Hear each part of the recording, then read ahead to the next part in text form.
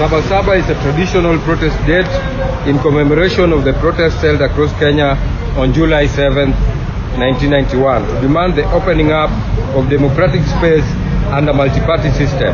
It is a day that the masses of Kenya have subsequently used to speak truth to power and to identify and struggle across issues which need improvement. Our history of Sabasaba is written in blood, for it has always been a day that people resist oppression only to be met with repression. The state of our nation is of concern to all.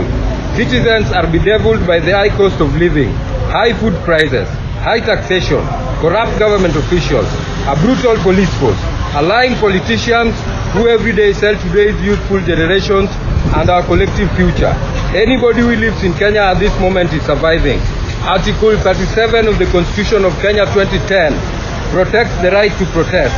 It states that every citizen has the right to peacefully protest and to serve the government or duty bearers with petitions. That is what we want to do tomorrow.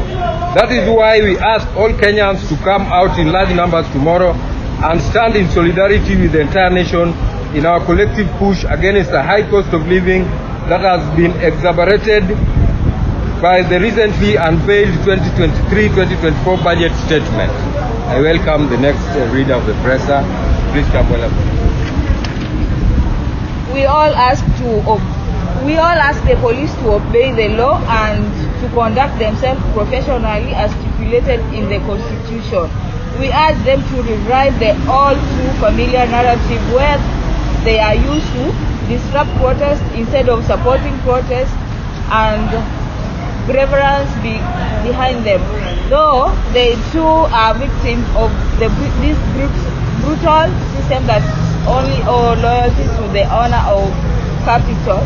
The most important, we ask the people of Kisumu to ensure that their activities tomorrow are peaceful. Criminals who try to take advantage of the situation, if any of all, should be arrested and handed over to the police. We must not allow any individual or group of people to delegitimize and protest. In line with our social values, we urge everyone in Kisumu to support the protest and give them water wherever you see them. Give them food so they are energized. Yes, thank you very much. I'm Sir Calvin Sogola, a civil rights movement and a peace defender. On this Sabasaba day, the people of Kisumu joined in solidarity call by Kenyans to commemorate this year's Sabasaba. We had the Sabasaba that were there, Madipati, and the recall were pretty close. That's there. This Sabasaba one is a revolution. Secondly, we shall start our peaceful march at Kondele and head to town where they will serve the county commissioner. We will serve the county commissioner on behalf of the President of Kenya with a petition that splits issues faced by all communities that have been shared before by my fellow predecessors. We, a group of concerned citizens, members of civil society, grassroots organizations, business sector organizations, representatives of women groups, youth groups, and residential associations, student bodies, revolutionaries like us, as well as patriotic Kenyans, to turn out in large numbers tomorrow. It is the duty of today's generation to realize that they are the bridge between our forefathers' past generations, because the gap of rich and poor is very wide.